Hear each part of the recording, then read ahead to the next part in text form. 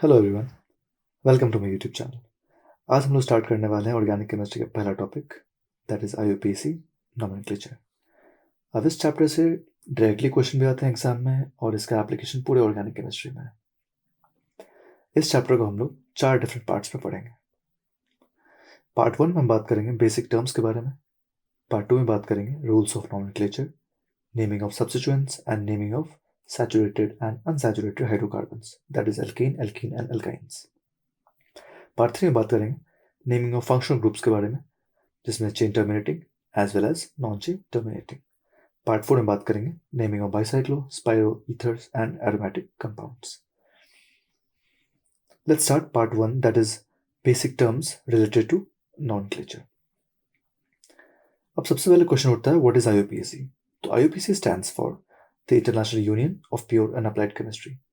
This organization is responsible for the naming of organic and inorganic compounds using some standard rules to avoid any duplicate names. Let's see an example. इस compound को देखें तो इस compound का जो common name है that is सिनेमल्डिहाइड।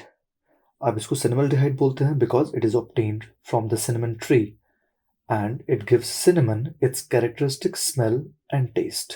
But its IUPAC name is 2E3-phenyl prop-2-enol.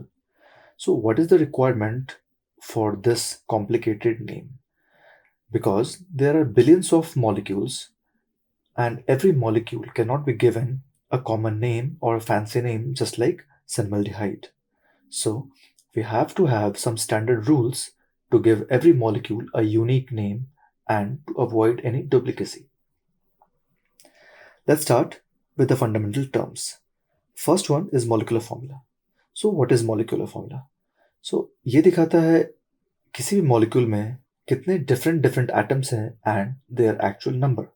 जैसे ethane की बात करें तो इथेन में हम ऐसे लिख सकते हैं C2H6, which means 2 carbon atoms and 6 hydrogen atoms combine to form one molecule of ethane. Similarly benzene की बात करें C6H6 यानी 6 कार्बन और 6 हाइड्रोजन एटम कंबाइन करके एक मॉलिक्यूल बना रहे हैं बेंजीन का। ग्लूकोज की बात करें C6H12O6 and acetic acid CH3COOH या फिर C2H4O2। नेक्स्ट बात करें हम लोग एम्पिरिकल फॉर्मूला की। ये दिखाता है simplest ratio of atoms in any molecule.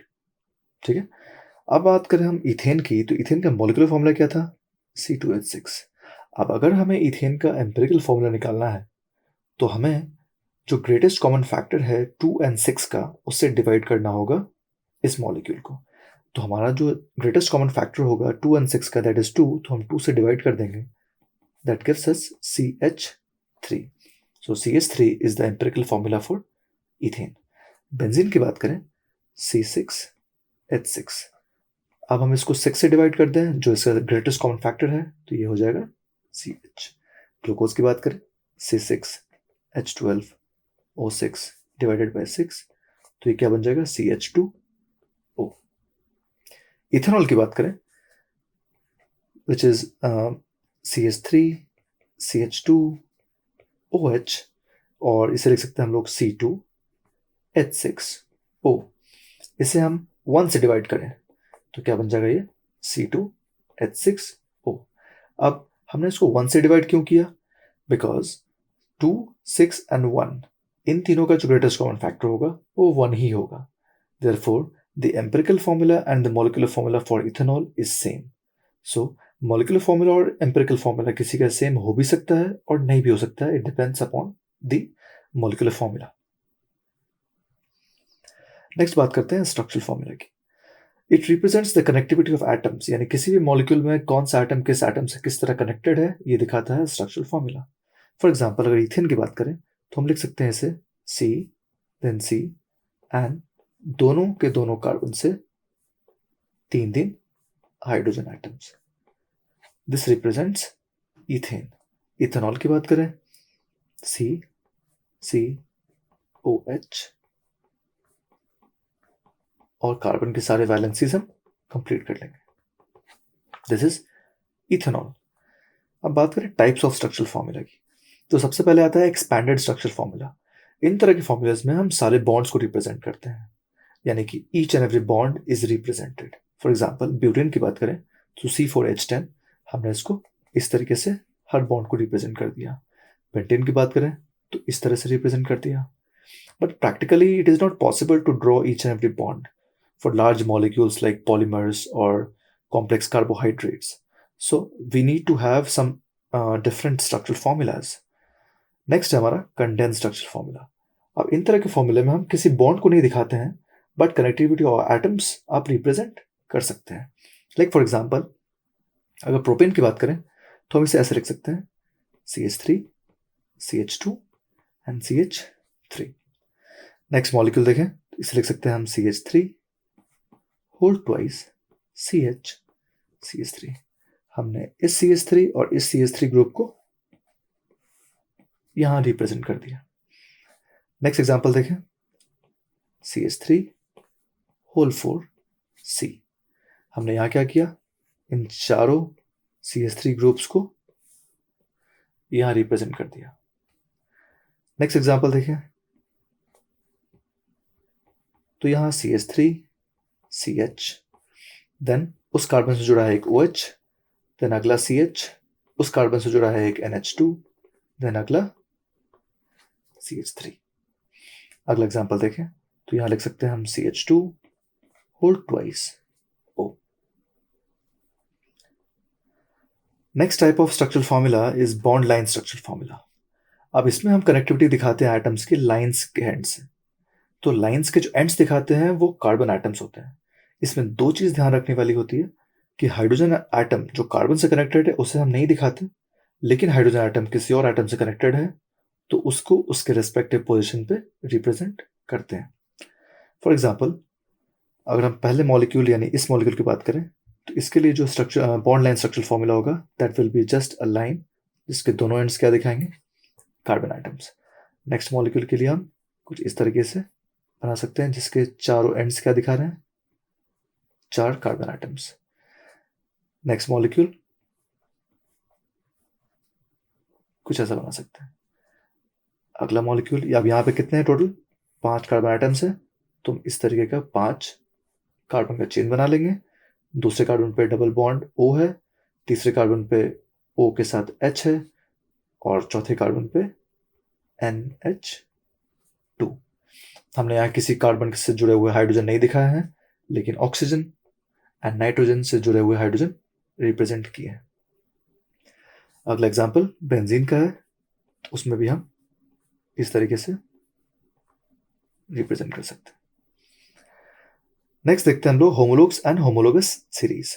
So it is a family of compounds which have same functional group and the difference between the molecular formula is of multiple of n times CH2, where n is a positive integer. They have same chemical formula because they belong to the same functional group. But there is some variation in the physical properties due to the variation of molar mass. For example, अगर हम यहाँ देखें तो हमारे पास 3 alcohol हैं, that means they have same functional group. They have same functional group and there is difference of n times CH2 in their molecular formula. So we can say that they are homologues of each other.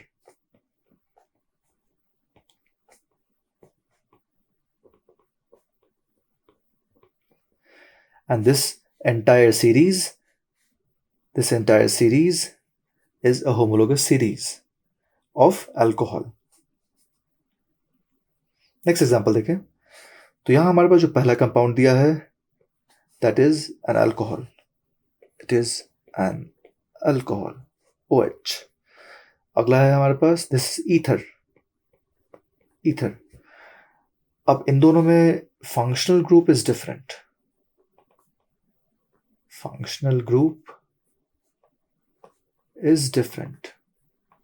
but difference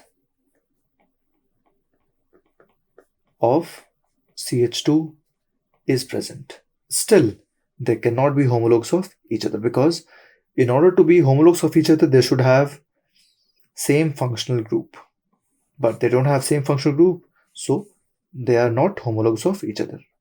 They are not homologues of each other. अगला example देखें, तो अगर A की बात करें हम, तो हमारे पास पहला कंपाउंड क्या है, it is a ketone, and B A के अंदर जो दूसरा कंपाउंड है दैट इज एन एल्डिहाइड. अब इन दोनों, ये दोनों फंक्शनल ग्रुप डिफरेंट है, but they have difference of CH2. Still they can not be homologs of each other. यहाँ है हमारे पास एसिड एग्जाम्पल बी में, और यहाँ है एक एस्टर. अब डिफरेंट फंक्शनल ग्रुप हो गए, तो ये भी होमोलॉग नहीं हो सकते, even though they have difference of CH2. Next बात करें हम लोग degree of carbon and hydrogen की. So what is degree of carbon? किसी भी कार्बन से कितने कार्बन डायरेक्टली अटैच हैं, वही क्या होती है उस कार्बन आइटम की डिग्री. जैसे यहां बात करें तो इस कार्बन आइटम से एक कार्बन आइटम जुड़ा है, इसलिए इसकी डिग्री क्या हो जाएगी, 1 डिग्री, या फिर इसे क्या बोलेंगे हम, प्राइमरी कार्बन. इस कार्बन आइटम से भी एक ही कार्बन जुड़ा है, तो इसे भी क्या बोलेंगे हम, 1 डिग्री या फिर प्राइमरी कार्बन. इस कार्बन आइटम से ये कार्बन जुड़ा है, तो इसे भी क्या बोलेंगे हम, प्राइमरी या फिर 1 डिग्री. इस कार्बन आइटम से एक कार्बन यहां और एक कार्बन यहां, सो दिस इज 2 डिग्री या फिर सेकेंडरी कार्बन. इस पर्टिकुलर कार्बन आइटम से एक कार्बन जुड़ा है यहां, therefore this is also 1 degree या फिर प्राइमरी. अगला एग्जांपल देखें, इस पर्टिकुलर कार्बन आइटम से एक कार्बन यहां जुड़ा है, देयरफॉर दिस इज प्राइमरी. इस कार्बन आइटम से भी एक कार्बन यहां जुड़ा है, देयरफॉर इट इज प्राइमरी. इस कार्बन आइटम से भी एक कार्बन यहां जुड़ा है, therefore this is also primary. But this carbon atom, इससे एक कार्बन यहां, एक कार्बन यहां और एक कार्बन यहां, देयरफॉर दिस इज 3 डिग्री या फिर टर्शियरी कार्बन एटम. इस पर्टिकुलर एग्जांपल में देखें तो ये प्राइमरी, ये भी प्राइमरी, ये भी प्राइमरी और ये भी प्राइमरी, क्योंकि इन चारों कार्बन आइटम से एक कार्बन ये बीच वाला जुड़ा है. लेकिन बीच वाला कार्बन आइटम कैसा होगा, इट इज 4 डिग्री या फिर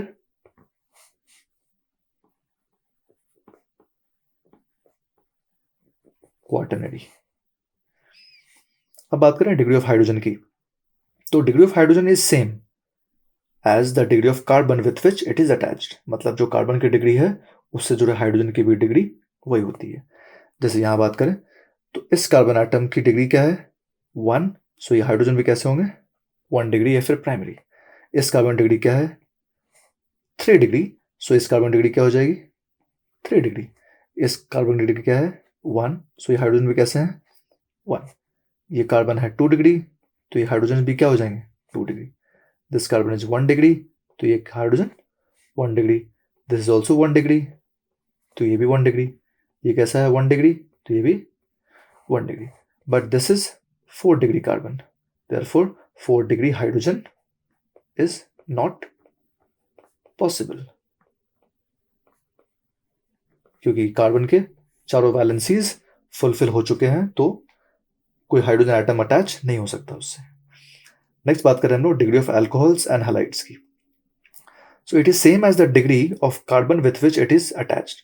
मतलब अल्कोहल या कोई हैलोजन एटम जिस कार्बन से जुड़ा है, तो उसकी डिग्री वही होगी जो उस कार्बन की डिग्री होगी. फॉर एग्जाम्पल इस OH को देखें, वो जुड़ा है इस कार्बन एटम से. अब इसकी डिग्री क्या है, यह है primary, therefore this is also 1 degree या फिर प्राइमरी अल्कोहल. इस OH की बात करें तो वो जुड़ा है इस कार्बन से, and this carbon is 2 degree, therefore this alcohol is 2 degree या फिर सेकेंडरी. इस OH की बात करें तो ये जुड़ा है इस कार्बन से, which is 3 degree, therefore this is 3 degree या फिर टर्शियरी अल्कोहल.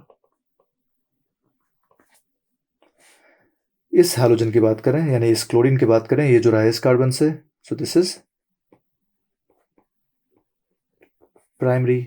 ये जुड़ा है इस कार्बन से which is secondary, therefore this halide is also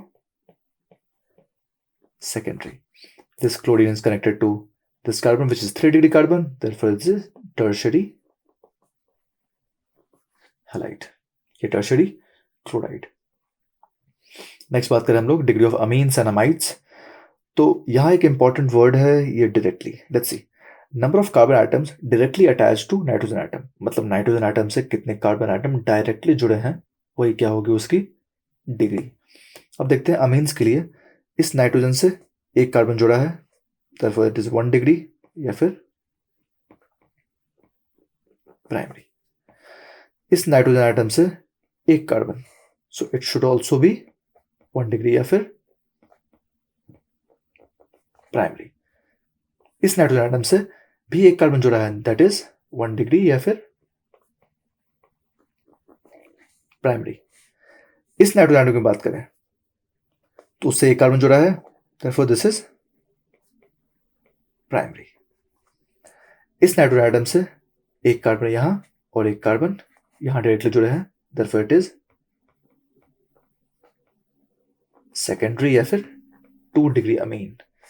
इस नाइट्रोजन एटम से एक कार्बन यहां, एक कार्बन यहां और एक कार्बन यहां, therefore this is 3 डिग्री या फिर टर्शियरी अमीन। अमाइड्स की बात करें हम तो इस नाइट्रोजन एटम से एक कार्बन जुड़ा यहां, therefore this is primary amide या फिर 1 डिग्री अमाइड। इस नाइट्रोजन एटम की बात करें तो एक कार्बन यहां, एक कार्बन यहां, इट इज 2 डिग्री या फिर सेकेंडरी। इस नाइट्रोजन की बात करें तो यहां एक कार्बन और यहां भी एक carbon, therefore it is 3 degree या फिर टर्शियरी अमाइड। अगले वीडियो में हम बात करेंगे रूल्स ऑफ नोमेनक्लेचर की, नेमिंग ऑफ सब्स्टिट्यूएंट यानी radicals and naming of saturated unsaturated hydrocarbons. If you find this video helpful, please like, share and subscribe to the channel for future updates. Thanks for watching. See you in the next one.